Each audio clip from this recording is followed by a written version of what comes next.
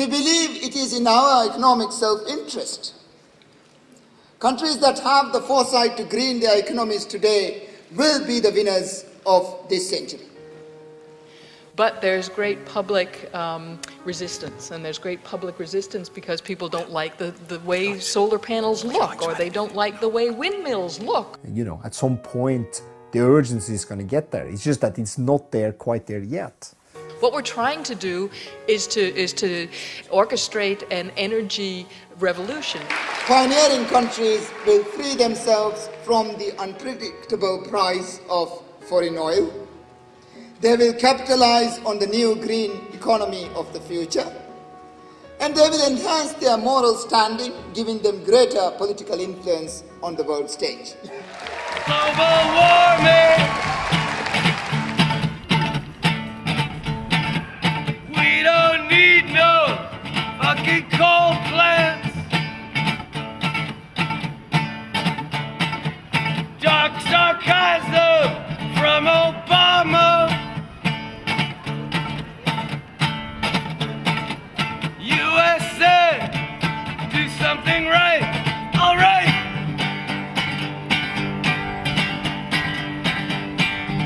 Hey, Obama, do something right. All we need is 100 miles of solar thermal power. All right. This is really cool. This would make me want to be green, I'll tell you that much. Yeah. Let's walk around, let's check it out. See what the... That's kind of cool. Earth bodyguard.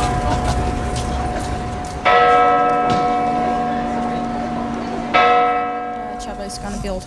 So. But this could be the future right here. This could be the future, or maybe we can say this is the present, because it's working and it's here. And wow, well said. Thank you. Yeah.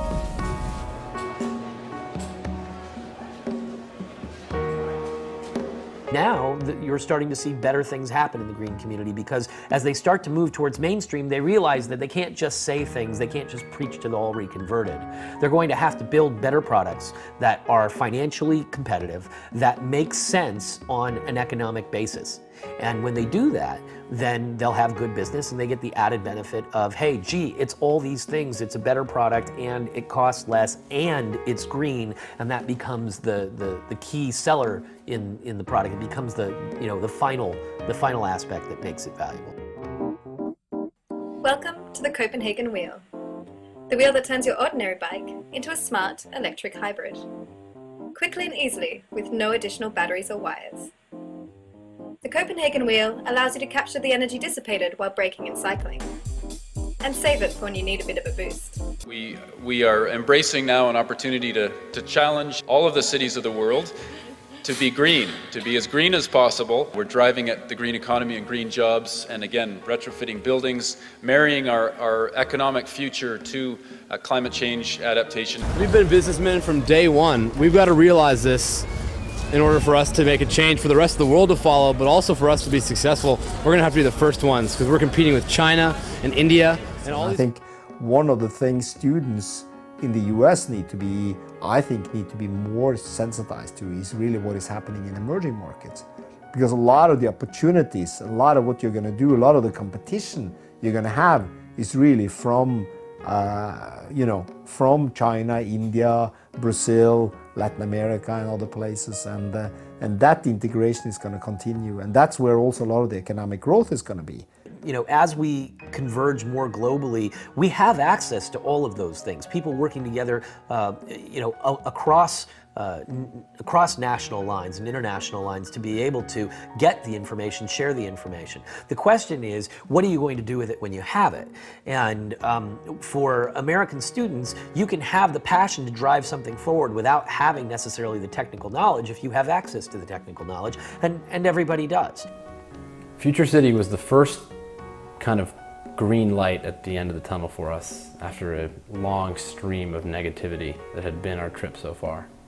But what's happening, I think, is we've been pushing this ball up the hill for a really long time, and it feels like we're at the very top of the hill, and with the momentum that's coming in and what I think will be a good agreement here, the momentum in itself, I think, will be enough to put the ball over the top, and I think actually when the ball starts rolling downhill, it will gather speed on its own. When people discover it's not that hard, it's not that expensive, actually it'll be sort of like the mobile telephone or internet at the beginning of the 90s. Nobody could have dreamed that it would go as fast as it's going to go, and I think you're witnessing a tipping point. Right. So let's take the momentum we gained from tonight. Okay. And we go right to bed. None of us were arrested, and let's go.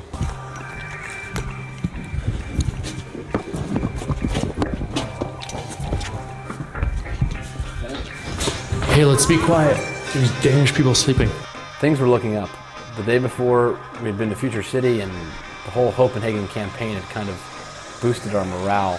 This is a very important international conference where a lot of high-level officials are meeting to talk about a really big issue. You guys are college students from California. What are you taking home from this huge international conference?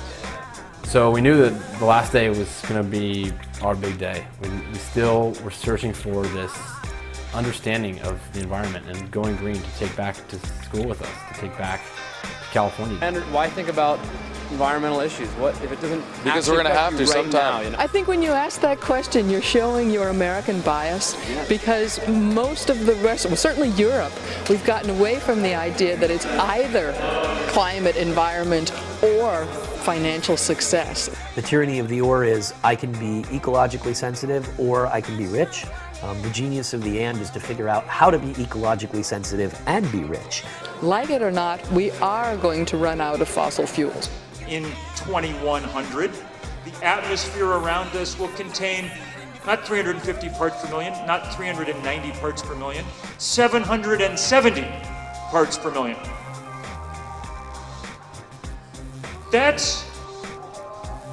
If that's not literally hell, then it'll have a very similar temperature. You know, the best that could happen is that the oil price goes up sky high, because that in itself will force other solutions. If we're going to achieve what all of us want to achieve, then we're going to have to align economics and financial incentives with the objectives. Obviously, addressing climate change involves challenges and a degree of sacrifice. There are also substantial opportunities in the new technologies, literally millions of jobs worldwide. The opportunities for green power are like no other industry on this earth. And that's where we need the engineering, it's where we need the entrepreneurship, it's where we need the action. If you don't get on board with this green world now that we're going into, you're going to be out of business. The problem oftentimes is that you need to have some major catastrophe before action is taken, and I think, you know, the Copenhagen is just a very good example that it's quite far off. I really think that you will see that the part per million is going to go up very significantly. So for the Americans down there, we need to step up, and the youth, I'm really impressed with the youth for today. You guys are rocking. You guys are, you make me cry. You guys are standing up for your future. It's just huge. You know, I don't know. 350, 350. Anybody say anything with me?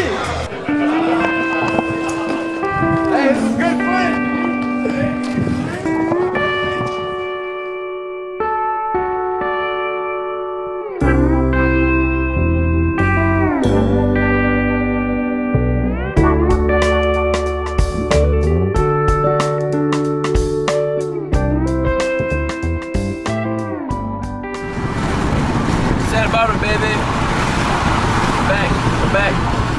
Lots to bring back with us, and I think it's kind of like in anything in life, when you realize, you start noticing it around you, and that's what happened when we got back to Santa Barbara. At least I did.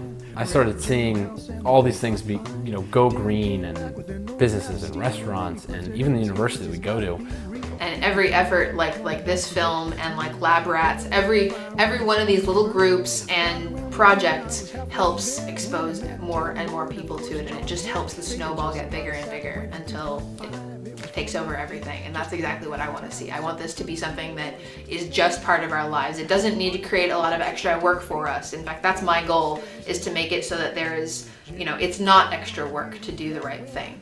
And so if everybody is thinking along those lines, and it's just second nature to use a reusable water bottle instead of a plastic bottle that you're going to have to recycle, if it's just second nature to take your bike instead of your car whenever you can, then that's going to be easy. And the way to do that is to make it easy to take your bike instead of your car, and to make it easy to refill your reusable water bottle. And those are the things that have to be incorporated into kind of our infrastructure as a whole, and make it easy for everybody to do it. And so I think we're making really, really good progress right now, and I think it's going to keep moving forward into the future. I'm really hopeful. I just hope we can do it fast enough, because we're under a time crunch, you're right. Man versus ocean, we're going to lose every time. And so for this wave to just capsize our canoe and throw our equipment off board, it was exactly what's going to happen to us. It's a very small analogy to the bigger idea of, if we don't take care of ourselves and if we don't take care of the environment, we're going to get thrown off. We're going to get thrown off board if we don't get on board right now with this green movement. If you don't think that climate change is going to affect you, and you don't do anything about it, and climate change doesn't end up being real, you really have nothing to gain. But if you accept climate change as something that may affect you, or may affect your children, or may affect your children's children, and you get on board with something that's already moving forward, we already know that this is going to be prominent in our future. It is already prominent. You just have to realize it. If you get on board with that, and climate change is real or isn't real, you really have everything to gain.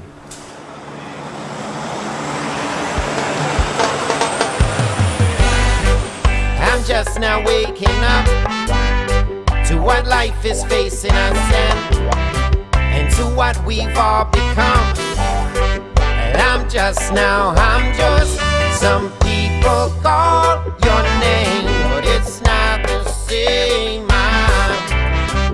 I'm just now waking